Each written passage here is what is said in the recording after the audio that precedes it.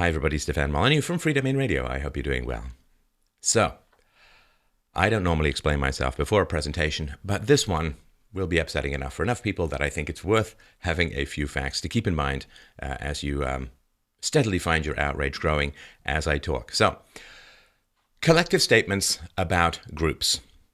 They are not bigoted if they're based in fact. And this is really, really important. If I say, well, I just don't like red-haired people, well, why? I just don't like them. They're all thieves, and they look at me funny, and they unplug my Xbox when I'm not looking, right? I mean, whatever. If I just say that and there's no evidence for any of that, clearly that's bigotry. If I say, for instance, that men go to prison more often than women do, that is not sexism. If I say women live longer than men, not sexism. If I say women are shorter than men in general, not sexism. And saying, well, I know a woman who went to jail, and I know a woman who died in her 30s, and I know a woman who was really, really tall, just means you don't understand statistical averages.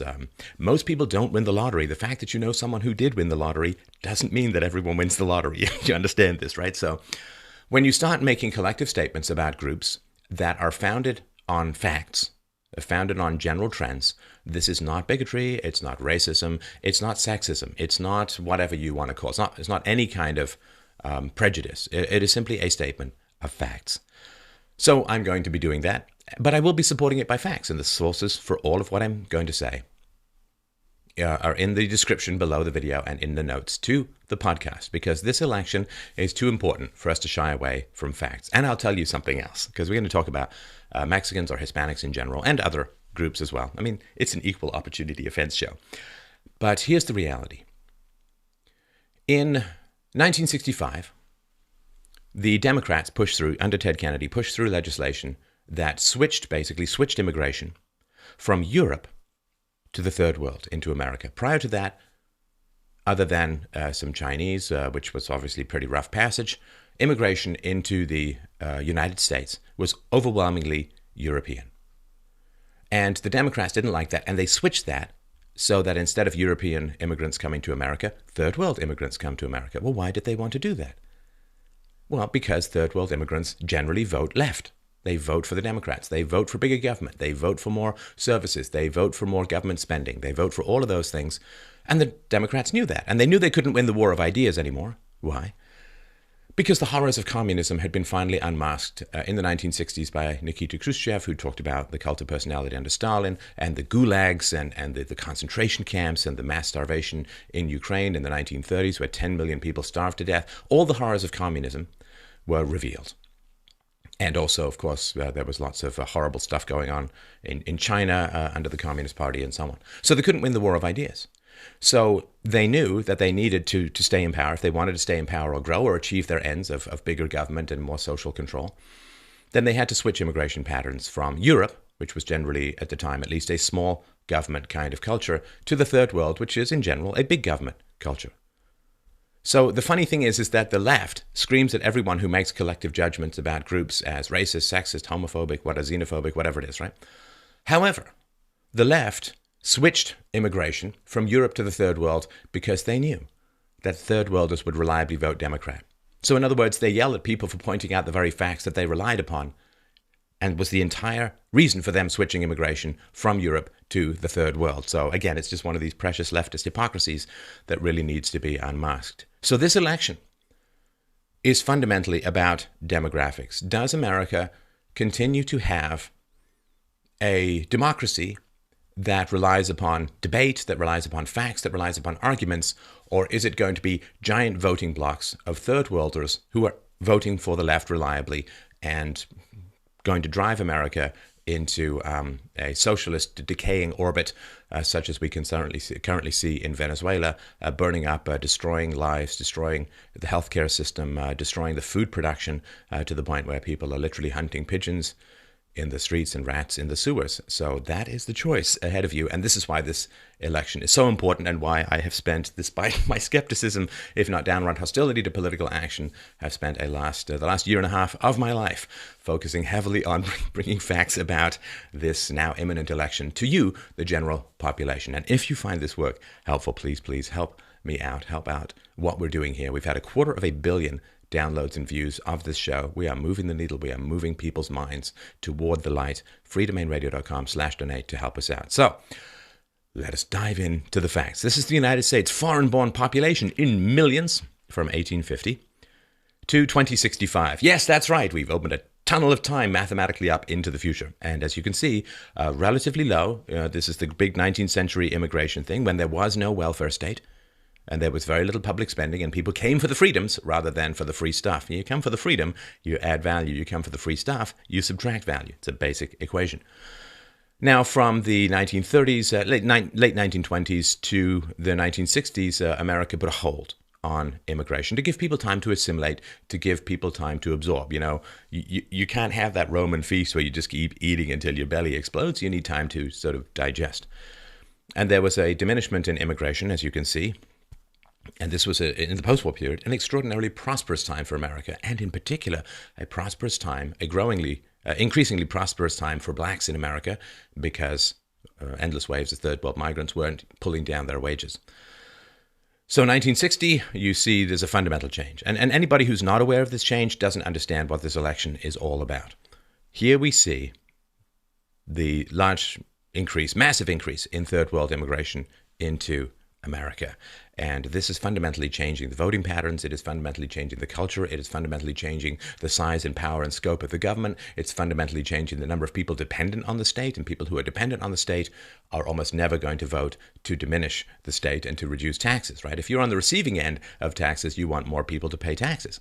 If you're on the paying end of taxes, you want lower taxes. And this is the battle. It's not ideological. It is based on needs and dependence and fear and control. Again, when you get these disparate groups in society, democracy is no longer about ideas, but about theft and defense. So here we can see, as of 2015, 44.9 million foreign-born Americans. Now, we all understand that if a European-descended person has kids in America, then they're raised in the culture, they speak English, they absorb through the culture, through the educational system, you know, the small government ideology that America has always represented. Whereas if they come in from, say, Somalia, they don't have that history. I mean, they simply don't. Any more than if you go to Somalia, you'll really understand how all of their tribal systems work. I mean, you just won't. It will be foreign and strange to you, and you will gravitate back towards that, which you know. It's inevitable. It's natural. But looking forward, 2065, according to current projections, 78.2 million foreign-born Americans. That is extraordinary. And the funny thing is, too, right, so non-Hispanic whites, you know, the people who kind of built the modern American country brick by brick, non-Hispanic whites projected to become less than half of the U.S. population by 2055. Right, that's a mere 90 years after the immigration was swung. You go from a vast majority to a minority. That is an enormous and fundamental and foundational change in America. And for people to resist it is perfectly understandable and perfectly natural. And we would not criticize any other group in the world for resisting that kind of overrunning of foreign cultures and foreign ideas.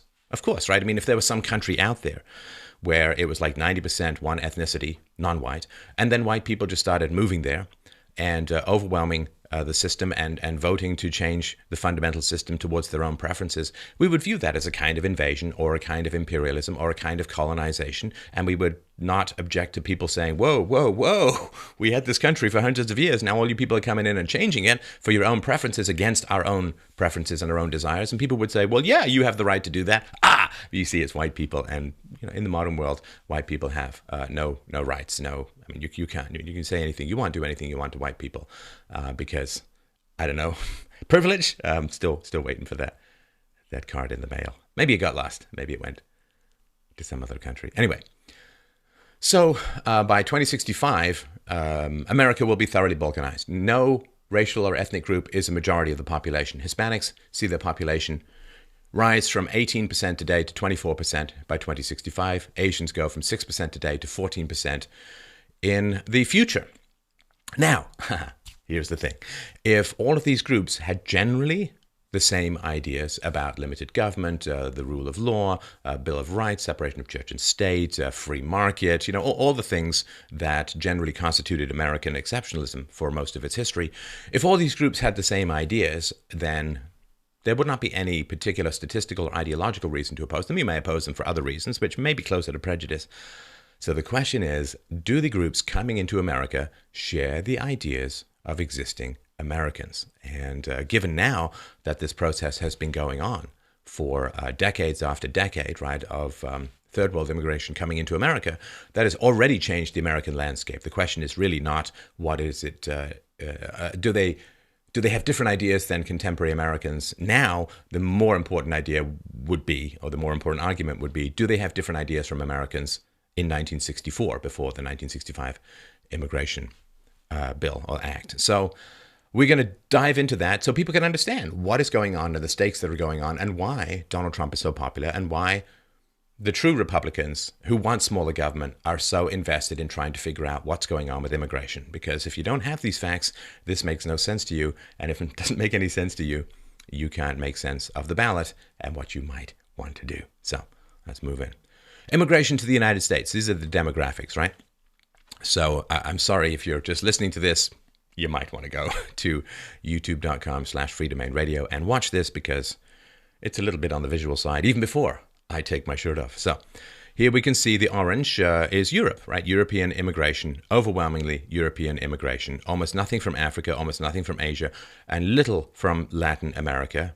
And the other is, of course, a grab bag of the remaining countries. So here you can see that obviously it cratered in the war period and so on, immigration as a whole. But as you can see, this is just up to 2000. European immigration has been steady or declining, and Latin America has exploded. Asia has exploded. Africa is growing enormously, and other is there as well. So this is a fundamental change in the country. And again, if people from Latin America, Asia, and Africa and other had the same ideas about government and society and family and law and leadership and taxation and benefits and so on, it would be a change in culture, but not a change in politics. But they don't. And this is the fundamental thing to understand, which we'll get to. Refugees and asylum seekers to the United States, demographics. So, of course, here you can see that it has gone up 500% from the post-war period to the 1991 to 2000 period. And it was almost all European, right? European refugees, of course, people fleeing the post-war hell that engulfed a lot of Europe. And very little from Asia, none from Asia and none from Latin America. A little bit from Asia in 1951 to 1960. And then here you can see, from 1961 onward, massive increases in Asian refugees and asylum seekers, and from Latin America as well. And again, if these groups all had the same belief systems, it would be one thing. But they don't, relative to the domestic United States population. So let's look at the economic freedom by region. So this is from 2015 from the Economic Freedom Index. And remember, all of the sources will be below. Now, I'm going to tell you straight up so that I don't get the endless comments about this. Not all of these graphs are zero-based, right? Because when we're looking for differences and when there's no country that has an economic freedom index of 0, I'm not going to bother. So for some of these are not zero-based. I'm aware of it. I'm looking at discrepancies and I want to point them out. So North America has an economic freedom index of 74. Europe has an economic freedom index of 67.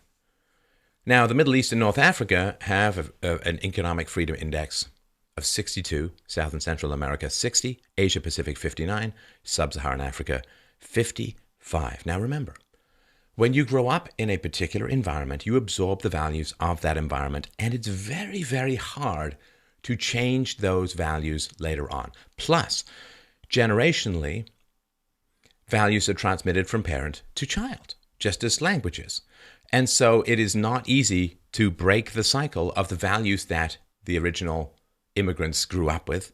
And if you grew up in a place where you have significantly less economic freedom, which means more government dependence, larger government, more manipulation, more control, you don't have the same respect for and skills within the free market and within voluntary trade and transaction. You don't have as many entrepreneurial skills because the government is so big and people generally depend on handouts and so on. So this is very, very important. And it's one of the reasons why when you get waves of people coming in from less economically free countries, they generally tend to want the same big government, big spending, and all of that, and they don't have the same skills and ability to participate in the free market and compete with all of the people who have, of course, native English skills and local cultural references and contacts and all of that. So this is important. When you have different origins, you get different outcomes. So this is lawful permanent resident flow in the United States by country in 2014. Now let's look at these countries, and we'll be having a look at some of their characteristics in a moment.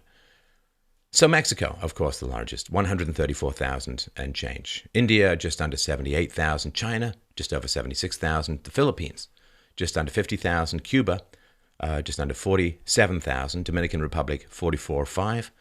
Vietnam, 30 and change. South Korea, 20,000 and change. El Salvador, 19,000 and change. Iraq, 19,000 and a bit. So not a lot of Europe in this. And trying to figure out how all of these cultures and countries and religions and mindsets and languages can all work together is a very complicated thing. I mean, imagine you're planning a school.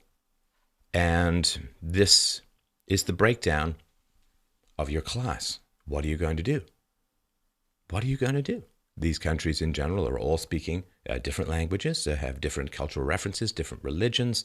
How are you going to get everyone to work together? There's a massive inefficiency in bringing disparate languages and cultures together in a particular area. I mean, people say, well, diversity is our strength, but that's just the left saying, well, we welcome everyone who votes for the left, right? I mean, they don't care in particular about what it does to education for the native-born population. They don't care what it does for taxes. What they care about is these people are going to vote left. And that's the diversity that they're interested in, which means that they have a hostility to white Europeans who generally vote to the right. They have a hostility to white males who vote for the right, who vote for smaller government, which we'll get into in a moment. And they have a supposed love for all of these disparate cultures that fragment the society as a whole, and diversity has been shown. Multiculturalism has been shown. You can look up the Putman studies, Putman, has been shown to decay social trust. They cause people to cocoon inside their homes. It decays social trust even for people of the same ethnicity in a particular neighborhood, and this is why the streets are empty of people playing, and children playing, and they're empty of neighbors lending each other sugar and sitting on the back porch and whittling and chatting about the world and watching the cars go by, because that's what happens in these diverse countries and cultures. It's too hard, it's too complicated to figure out what everyone wants and speaks and the rules, and it's just not worth it, so people don't bother. And so it really does fragment communities in particular, which makes child raising much more complicated and difficult. So that's where people are coming into the United States as of 2014. So let's look at these countries as a whole for their economic freedom. United States, this is 2016, 75. Mexico, 65. That's a big difference. India, 56. China, 52. Philippines, 63. Cuba, 30. Dominican Republic, 61. Vietnam, 54. South Korea, 72. El Salvador, 65. So here's the thing, my friends. This is very, very important. The people coming into America are, in general, coming from countries much less economically free.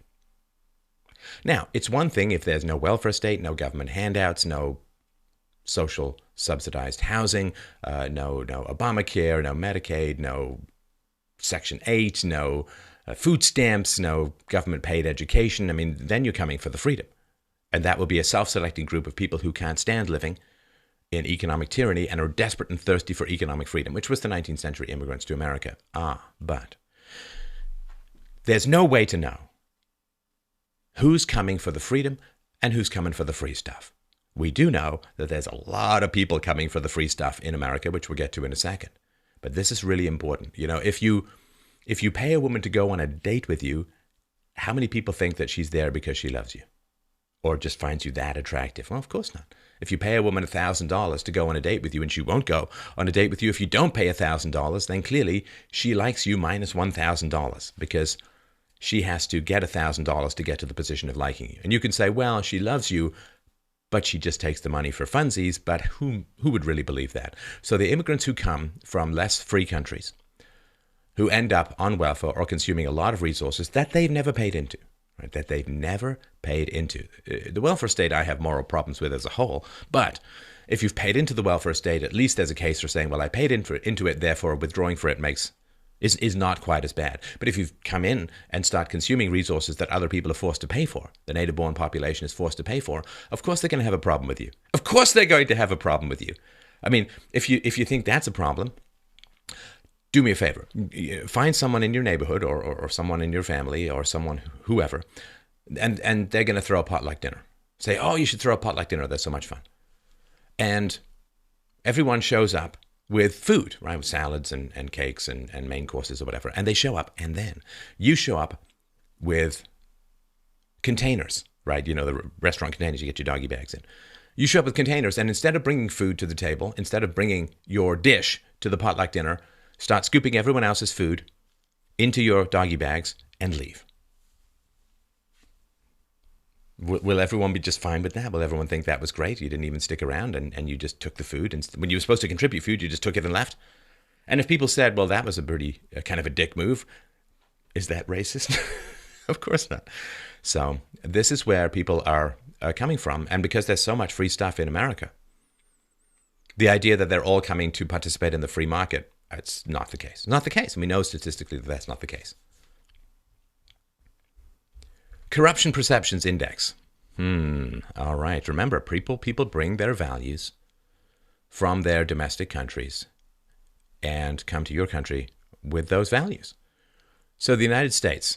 So you want to have 100, which is very clean, country, to 0, which is highly corrupt. So Denmark, for instance, is the highest in the world with a 91 index on the corruption perception. Syria is 4. That's lower. And it's not just race, right? It's culture as well. So Russia has a corruption perception index of 30, which is one of the reasons why some conservative commentators, and culture comes to mind, have pointed out that Russians get heavily involved as a whole in scams and frauds in America, because that's the culture that a lot of them have grown up in, and that's what their skill set is, and that's what they're used to. So the Transparency International, this is the group, has published this corruption perception index since 1995, and this is by perceived levels of corruption. This is expert analysis and assessments and opinion surveys and so on. And what do they mean by corruption? It's the misuse of public power for private benefit, also known as Clintoning. The CPI ranks 178 countries at the moment. So this, of course, is linked to the previous. Let's go back to the previous slide for a moment so everyone can see it, right? So this is, we'll go back here, right? So this is permanent resident flow in the United States by country, all the way down the list. Economic freedom by those countries, and corruption perception index. United States, 76.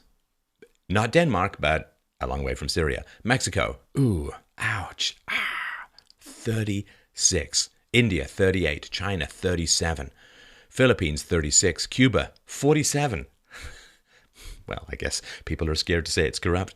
Dominican Republic, 33. Vietnam, 31. South Korea, 56. El Salvador, 39. And Iraq, 16. So people are coming from very, very corrupt countries relative to the United States. And if you'd think they're not bringing those values with them, I mean, some people, of course, are fleeing the corruption because they want honesty and so on, but not in general.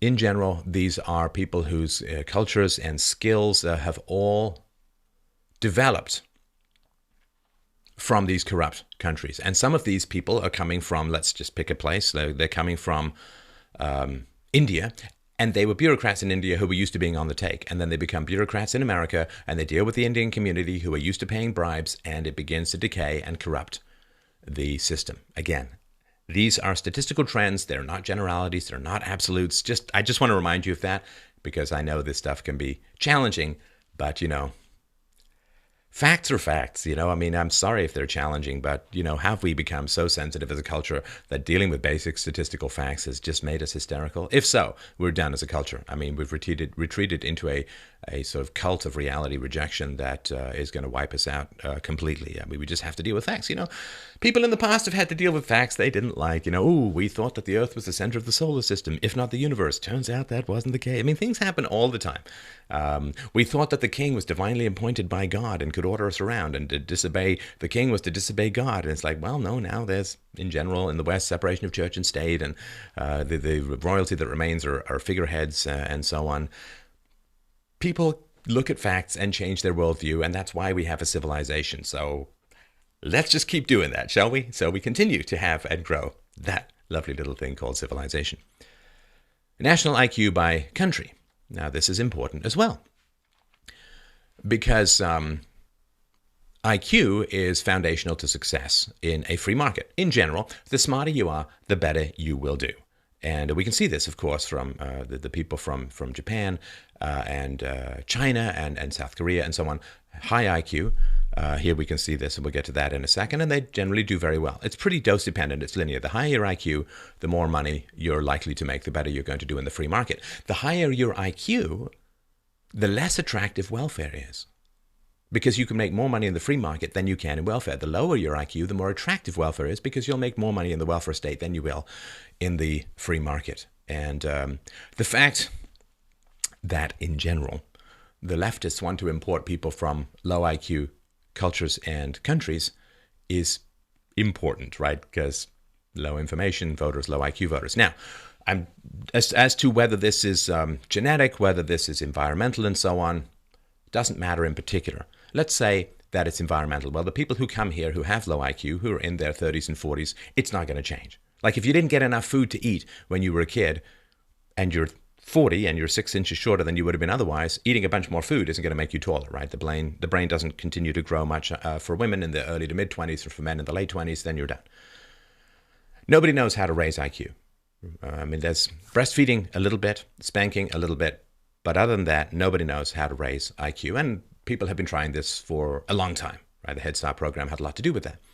So even if we say it's 100% environmental, okay, well then you get a bunch of people with low IQs coming in and they're raising their children. Will low IQ parents give their children the kind of intellectual stimulation that is going to make a big difference in IQ, if that can even be figured out, which it hasn't been as yet? No, of course. If you have the choice between high IQ immigrants and low IQ immigrants, clearly you want higher IQ immigrants. That is just a basic prerequisite of how things go. And America is in the, I guess you could say, envied position of being able to pick and choose its immigrants, since about 80% of the world's population wants to move to America. So why wouldn't it? Anyway, let's have a look at this. United States is 98. Now, it used to be higher, but it's been going down. I wonder if you can figure out why. Mexico, 88. India, 82. China, 105. Philippines, 86. Cuba, 85. Dominican Republic, 82. Vietnam, 94. South Korea, 106. El Salvador, 80. And Iraq, 87. Now, these, of course, are not perfect. It's a bell curve. And this doesn't mean that everyone coming from these countries has this IQ. Right? The first generation immigrants, particularly to a more free country, tend to have higher IQs because they can't stand the dolts around them. So they go to a place where their intelligence can have more scope.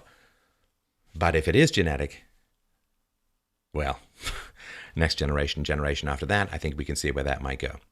So, yeah, the Democrats in general want to import people from low IQ countries who will vote for bigger government. Facts. Aren't they fun? So, here we go. The red bars here want larger government, and the yellow bars want smaller government. Now, again, we said at the beginning, it's going to be a challenging presentation. And if all of these bars were the same, we wouldn't really be having much of a presentation. But if all of these bars are the same, then the Democrats wouldn't want the Hispanics in this case, or the Asians, to come into the country. Right? If all of these bars were the same, immigration would not have changed so radically. So the left, the Democrats, they know these bars are different, and that's why they want the Asians and the Hispanics to come in. Because they want bigger government. And what do the Democrats offer? Bigger government. It's so obvious. So in the general public, only 41% of people want larger government, and 48% want smaller government. Now, among whites, that is 37% want larger government and 52% want smaller government, right? Which is why whites, and in particular white males, tend to vote for Republicans who, at least until recently, made offers of smaller government, which they almost never fulfilled on, but Donald Trump seems to be more reliable in that manner. Now, among Asians, 55% want larger government and 36% want a smaller government. And this, of course, would include people from India. Native-born Hispanics. Ooh, so Hispanics born in America, 66% want larger government and only 28% want smaller government. I wonder why the Democrats want to bring in lots of Hispanics. I wonder. It's so simple when you see these numbers, right? But the real one, this is the real mule kick to the head one. Foreign-born Hispanics, 81% want larger government and 12% want smaller government. That is very, very important. Now, data for the number of blacks in America who want smaller government is unavailable, but 70% of blacks in America report that they want bigger government and more services. Now, what this means is that foreign-born Hispanics want bigger government in even higher rates than American blacks who have traditionally voted for the left, for Democrats. So, oh, look, the numbers, be racist. These are facts, right? And so understanding why whites have opposition to Hispanic immigration is not that complicated. If you want smaller government, as whites do, of course you don't want people coming in who are going to vote for bigger government. It's not because you have some weird bias against Hispanics. It's because you want smaller government. And they don't. They want the opposite of what you want. I mean, how is this that complicated? I mean, if you're in a marriage and you want monogamy, but your wife wants sex, orgies, and polygamy, and you end up getting divorced, are you just a misogynist who hates women? No, she just wanted the opposite of what you wanted, and you didn't want to get STDs. I don't know, right? I mean, it's once you take away all this politically correct stuff, it all makes perfect sense. Now, the left, of course, will scream racist at anyone who points this up because their whole plan is to import people who are going to vote for bigger government because they want to infest the halls of government and destroy the republic. Dun, dun, dun, dun, dun, dun, dun, dun. It's not that complicated, right? So they scream racist about anyone who points out these facts because it interferes with their plan to destroy the remnants of the republic and replace it with a third world style quasi-dictatorship where a small number of people live in gated communities and the rest of everyone can hunt rats through the garbage for food. I'm sorry, that is their plan, but that's their plan. And so, whites want smaller government and other groups don't, and so whites have problems with those other groups. And this, in my opinion, this is something to do with why immigration was a hot topic and why Donald Trump, who's initially given by some people a 1% chance of even achieving the nomination, and the Republican Party is doing so well, because I know we really, it's like that old Seinfeld thing. I don't think we're supposed to talk about this. No, this needs to be talked about. These facts are important. And if you don't want America to turn into, say, Mexico, I think these things are important to understand. So, larger versus smaller government. Let's look at Hispanics and see what happens. So again, general public, 41%. And again, the general public right now includes a lot of people imported over the past 50, 60 years who want larger government. It would be much lower in the past. 41% want larger government. 48% want smaller government. So I guess you're going to get smaller government because it's a democracy. No, wait for it. All Hispanics as a whole, 75% want larger government. 19% want smaller government. Now, the first generation Hispanics, 81% want larger government, 12% want smaller government. And second generation, 72% want larger government, 22% want smaller government. By the third generation, it's beginning to close a little. 58% want larger government and 36% want smaller government. So, I don't know. Let's just do some basic math here. It's not that complicated. Let's just say 30 years for a generation. Let's be generous. Age of consent in Mexico is 12. Do you know in the Philippines? 14. Anyway, let's just say 30 years. Oh, no. Let's say 25 years. 25 years for this, right? So, first generation Hispanics are immigrants, so we'll shave those off, give those just a couple of years. So, half a century or more later, after the immigrants come in, the Hispanics still vastly want larger government than smaller government. But in 50 years, there'll be a voting bloc big enough to overwhelm with other groups the smaller government vote, and it will all be over. Right? So this is what the left is banking on. By the time people who want smaller government wake up to what's happening demographically and through immigrations, it'll be too late and they'll be outvoted forever. So only 49% of Americans identify as Democrat or say they lean Democrat. For Hispanics, 66% identify or lean Democrat. And what's interesting is Democratic Party affiliation is actually stronger with second-generation immigrants than with first-generation immigrants. And there is a lot of social pressure. We've had Hispanic callers into the Free Domain Radio call-in show, which runs twice a week, in which you can go to fdrpodcast.com to get. We don't often put as many videos from the call-in show up, but it's always available on the podcast feed. And the Hispanics who've called in, some great callers, and they've said that the amount of social pressure they have to vote left, to be Democrats, to be pro-Hillary is extraordinary. And that kind of in-group preference and that kind of in-group pressure is very, very high. And coming out as pro-Trump, say, as a Hispanic is incredibly challenging, to put it as nicely as possible, culturally and environmentally so. So this is important. So if you want smaller government, in general, Hispanic immigrants are going to thwart your wish and give you the big government that you so fear. And you will end up paying for the bigger government that so many of them will end up on the receiving end of your taxes. So it's really, again, not that complicated to understand. And political correctness was invented as a way of punishing people for facing reality, for facing facts. Political party preferences. The general public. 39% are Republican or lean Republican. And 49% are Democrat or lean Democrat. And again, the general public includes all of these pro-Democrat immigrants for the past 50, 60 years. All Hispanics, 18% Republican or lean Republican, 66% Democrat or lean Democrat. First-generation Hispanics, 16% are Republican or lean Republican, 63% are Democrat or lean Democrat. Second-generation Hispanics, Democrat has gone from 63 to 71%. And the Republican-leaning or Republican have gone from 16 to 19%. So, again, this is all well-known, well-understood by the Democrats, which is why they can't argue against these facts. And they can't say, well, Republicans should welcome Hispanic immigration, because Hispanic immigration is literally the death of the Republican Party, is literally the death of any small government, free market aspirations for Americans. These are facts. And these are well known by the Democrats. And they can't argue against these facts. And that's why they invented this thought crime, this original sin of racism, for pointing out these basic numbers and the self-interest that is clearly represented by these numbers for anyone who wants smaller government and lower taxes. So this is important, right? If the Hispanic population of the U.S. electorate had not at all grown since 1980, then Mitt Romney would have won the 2012 election. This is how important it is. This is how much has changed. So even if not one single non-white person voted for him, Mitt Romney would still have won the 2012 election.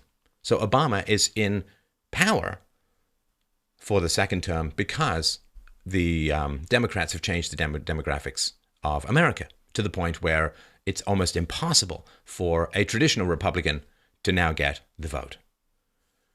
See, Romney won 59% of the white vote. And now if Hispanics were still only 2% of the electorate as they were in 1980, whites would have been 85% of the electorate. The white vote alone would have given Romney 50.15% of the vote. And if we add on Romney's share of the Hispanic and black votes, that number rises to 51.08% of the vote. And this is the frustration that the Republicans are experiencing, and the small government people and the lower tax people and the more economic freedom people and the less corruption people are experiencing. You may not agree with it, but at least understand where they're coming from. And they're saying, well, the rules are changing. They're not winning arguments. They're stuffing the ballot with people. They're importing people who are going to vote for them rather than winning an intellectual argument in a democracy where debate is supposed to determine who wins. Now, if you take the current racial and ethnic demographics in America and you project them back into the past, the Republicans would have won how many presidential elections over the past 27 years, do you think? Well, the answer to that is only one. Take the current demographics in America, project them back over 27 years, and the Republicans would only have won one presidential election in those 27 years. So in other words, the elections in the United States have already been profoundly altered by demographics, not by reason, not by evidence, not by arguments, not by facts, not by rhetoric, not by debate skills or anything to do with that. They have changed because the Democrats have consistently voted to import massive amounts of people who are going to vote for Democrats. That, I believe, from a democracy standpoint, not to say even a republic standpoint, that's cheating. That's cheating. That is not winning a debate. That's swamping your opponents. That's like saying, hey, my basketball team has twice the number of people on the court, so we're just better players. It's like, nope, you're just changing things. Hispanic voting patterns from 1972 up till 2012. So exit poll data, this goes back to 1972, shows clearly Hispanics have voted for the Democrats in every single presidential election of the last 43 years. Hey, do you think that the Democrats don't know this? A study done by the Center for Immigration Studies, which combined data on the 100 largest counties in the U.S. from 9 elections, even after controlling for median income and the percent of the county that was black, a 1% increase in the proportion of a county that was immigrant was associated with a 0.59 point drop in the proportion of the country that voted Republican, right? So every 1 point you get of immigrants coming into a county is nearly a 0.6 drop in the proportion of that county that voted Republican. So it's a form of gerrymandering, except the lines can be changed back and the demographics just a little harder and I guess potentially more brutal, as people are sort of finding out now. So here we can see these lines. Democrats way up 60 to 80%, Republican 30 to 20%, a little up to 40 in 2004. And the gap is huge, right? And when elections are won by 10th of a percentage point, 20th of a percentage point, half a percentage point, and so on, this shifts the entire needle. I mean, this changes the entire election, and it's not fair. It's not fair to just import people who are going to vote for you. And the people who, well, the places where they come from are not the freest places in the world, and they're bringing that non-freedom with them. They're bringing that big government and lower taxes, which is what a lot of Hispanics want, and other groups. They're bringing that self-destructive corruption with them. So, immigrants voting for Obama in 2012. So this is an analysis of the election's state voting patterns. So there's a trend. There's a correlation between the immigration population within a state and its support for Obama. The more immigrants, the more Obama votes. And again, these are just patterns. If you want smaller government, immigration is a problem at the moment. It wasn't a problem in the 20s or the 30s or the 50s or whatever, but since 1965, it has become a huge problem. If you want smaller government, you must focus on immigration. There's simply no other way to do it. There's no other thing that matters. There's no argument you can make. There's no facts you can present. Immigration is changing America to a big government, increasingly socialist, increasingly corrupt environment. And here's the thing. The problem isn't that Hillary Clinton seems to be irredeemably corrupt. That's not the problem. The problem is her voters, her supporters, the Democrats, don't really seem to care. Why? Well, if you look at the corruption index of the places they came from, it's kind of what they're used to. So, I just put out a video yesterday on why I was wrong about libertarians, and hey, libertarians, you might want to look at this, these graphs. So libertarian orientation scale, right? How sort of big are you into the free market, right? So there are people who say, oh no, there's a big libertarian bent within the Hispanic population. No, there isn't. There really isn't. Again, there are some Hispanics who are very into Mises and even Rothbard and Hayek and small government and so on. Of course. Absolutely. And there are some very tall women. But that's not how you would look at the group as a whole. So these categorizations, what we've got here, libertarian, lean libertarian, right? Smaller government, more voluntarism, more individualism. Mixed, lean communalist, and we'll get into those in a second. So these categorizations are based on how the respondent answered policy questions rather than self-identifications. A bunch of questions like the world's smallest political quiz and so on. A bunch of questions. And this is how people answered those questions. So non-Hispanic whites and Hispanics are almost equally as likely to identify as libertarian. but far more whites than Hispanics actually take libertarian positions when asked about policy. So people in the Hispanic community who say, I'm a libertarian, answer these questions like big government people. In other words, maybe they don't know what libertarian means. Maybe they think it means librarian. I don't know. Who knows, right? So only 1% of Hispanics surveyed were libertarian according to this scale. And that's really, really important. So 1% of Hispanics were libertarian. 11% were libertarian leaning. That's a total of 12%. So 29% of whites were in the same either libertarian or libertarian leaning group. So the report states, and I quote, nearly all libertarians are non-Hispanic whites, 94%. 94% of libertarians are non-Hispanic whites. And more than 8 in 10 libertarian leaners are also non-Hispanic whites. So if you're interested in libertarianism, immigration is a big freaking problem for you. If you want small government, if you want the night watchman state, if you want lower taxes, if you want the non-aggression principle, and if you want an end to the war on drugs, all of these things. If you want privatization of government agencies, if you want privatization of education, if you want less government involvement in healthcare, all the libertarian positions. The Hispanics, 1% are libertarian, and only 12% are libertarian or libertarian leaning. 94% of the libertarians are non-Hispanic whites. 81% of the libertarian leaners are also non-Hispanic whites. I don't know what to say. I mean, the blacks down here, none, right? So, I'm sorry, these are facts. If you want a smaller government, Hispanic immigration, Hispanic cultural influences in general will they not only block you, they'll completely prevent and overwhelm your preferences in that direction. And the fact that libertarian groups aren't willing to acknowledge this just shows you the infiltration of leftists into a lot of libertarian groups. Not all.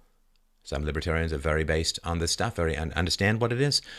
But the fact that this isn't even a significant debate, as far as I can see it, in the libertarian community, just speaks to the political correctness that has infected libertarians as a whole. Not all, but as a whole. Welfare usage. So native households use welfare. This is a survey of income and program participation, or SIP. Native households use welfare at 30%. Immigrant households at 51%. Medicaid, 23% native, 42% immigrant. Food, 22% native and 40% immigrant, right, almost twice. Cash welfare, 10% native, 12% immigrant. And housing at 6% and 6%. So welfare, this is Medicaid, cash assistance, food, and housing, as you can see.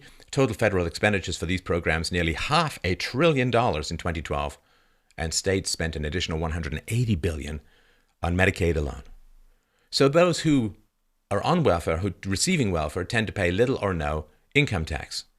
I mean, if they even bother to file or report their income, as opposed to what illegal immigrants do quite a bit, which is work under the table. So who's paying for this? Well, it is the native taxpayers who are paying for people who in general have not paid into the system and are not paying into the system. So this is a net enforced coercive cash transfer from natives to immigrants. Again, these are facts. Do you want immigrants going to come in who are going to get their clawy hands on your paycheck?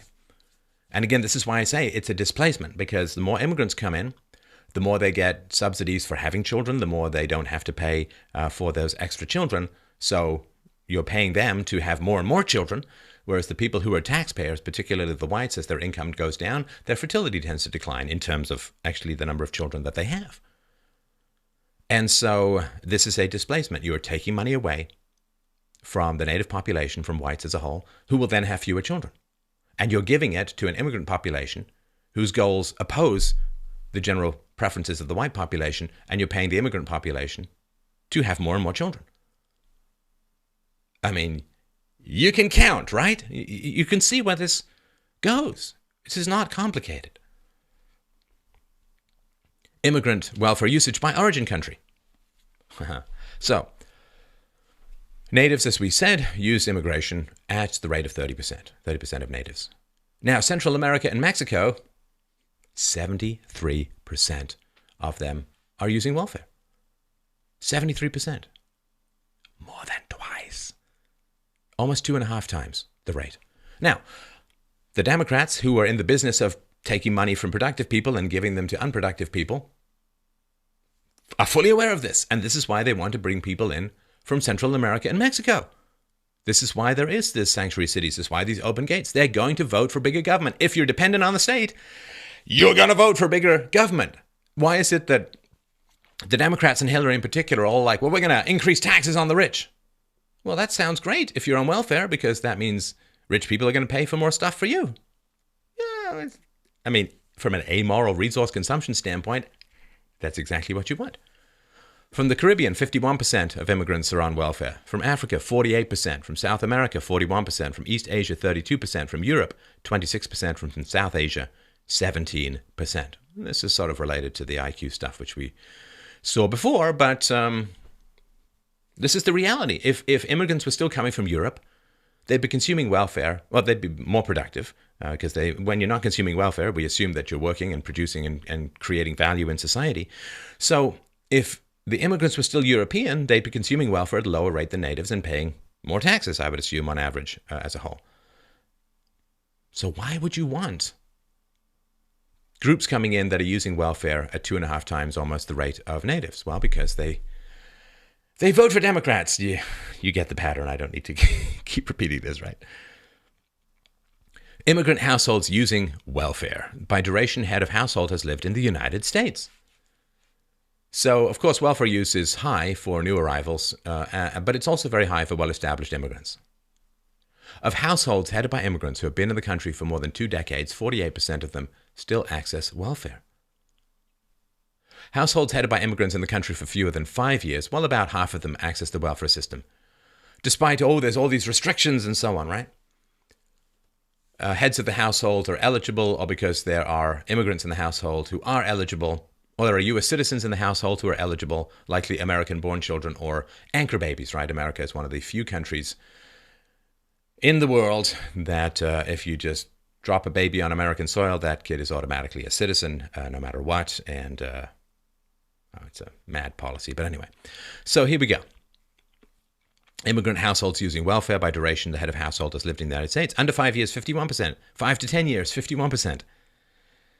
54% for 11 to 15 years, and 56% 16 to 21 years. So the longer you're in the country, the higher your welfare consumption tends to be. It dips to 48%. Remember, it's not a zero-based scale. It dips to 48% if you've been longer than 21 years. But of course, longer than 21 years includes the remnants of European and South Asian populations who use welfare lower and who had, certainly Europeans, more chance to get in relative to Hispanics in the past. So it doesn't tail off. It's not like, oh, here you go. You just arrived. Here's a goodie bag and now get to work. It increases and escalates and then dips after 20 years.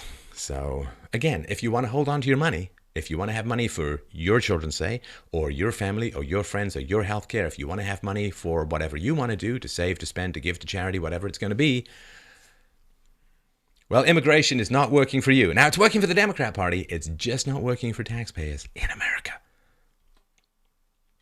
Now, this we're throwing in because it can't be repeated often enough. Diversity is our strength. Well, Democrats can say that because diversity is their voting base. Diversity is their strength as long as the voters and the immigrants don't come from Europe or other places where there are still remnants of Western-style freedoms. Of course, yeah. Third world immigration is the strength of Democrats, and economically and politically, in terms of aspirations, it is the weakness of the rest of the population, and in particular the whites, and in particular the white males. So, if diversity is a strength, then we would imagine societies get better as cultures become more diverse. So, here we go. Violent crime rate per 100,000 people, and ethnic diversity index per state. Bottom left to top right, the line is very, very clear. The more ethnic diversity you have per state, the higher your levels of violent crime. These are real people really getting hurt. They're getting murdered, they're getting raped, they're getting assaulted, they're getting kidnapped, they're getting beaten up, they're being sexually assaulted, sexually molested, there's child rape involved in this. And this is the betrayal of the left, I argue, that they are willing to have people murdered and raped and robbed and assaulted.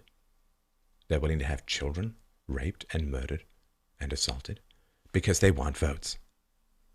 This is the coldness, this is the ugliness of leftist selfishness. They're willing to have these numbers. Now they'll say, oh, it's all a strength and it's all wonderful and so on. Well, they're in their gated communities and they don't live in these neighborhoods, so they just get the votes, they get the power. And they're power junkies. They want power over you, they want power over the economy, they want power over everything and everyone and money. And like addicts, they don't care who hurts, who suffers, right? The coke addict doesn't sit there and say, well, you know, every time I buy cocaine, I am really helping to fund international terrorism and, increase the crime rates in my community. They don't care. Give me the coke! That's all they want. They don't care. They don't care who suffers for them to get the object of their addiction.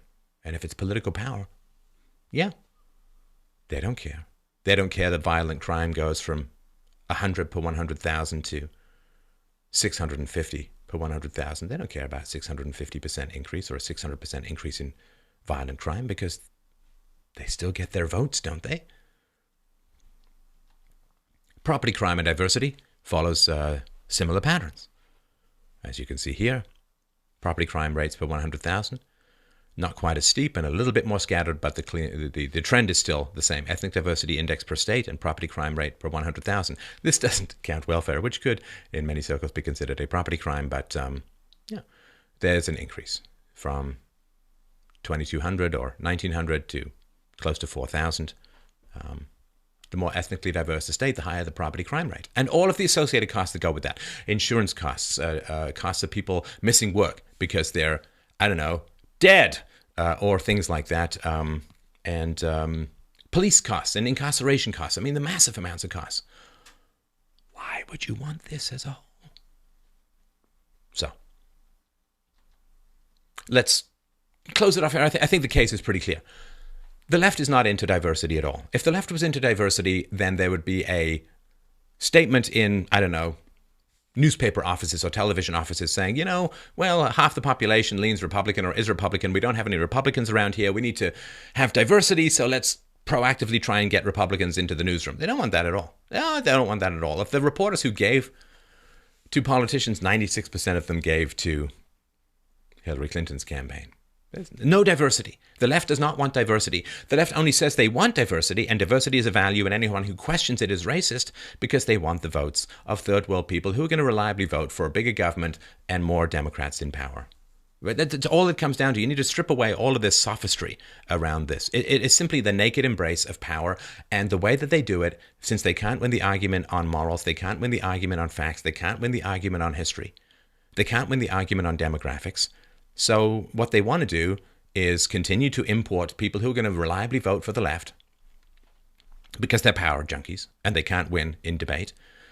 And they want to import people who vote for the left.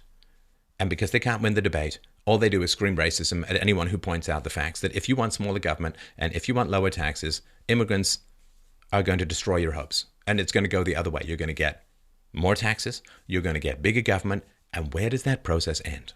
Where does that process end? Right, the immigrants in general voting overwhelmingly for the Democrats. Bigger government and in general lower taxes they want, and the Hispanics in particular. Where does that end? When do they say, oh, no, the government's big enough, we can stop now.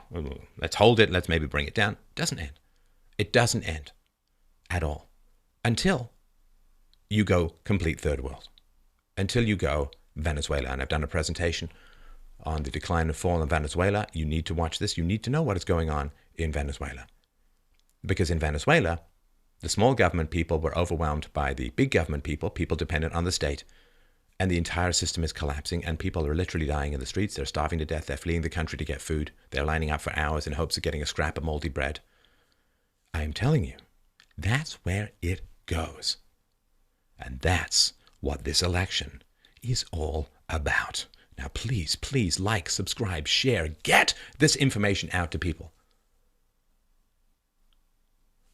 If you have the facts, you can make better decisions, which is why the left is supremely opposed to you getting any facts. Now, make it worthwhile for me to get these facts for you and take the inevitable bullets I'm going to take by sharing this information. The future of everything you treasure, everything you hold dear, everything your ancestors built is right now hanging by a thread. Choose wisely.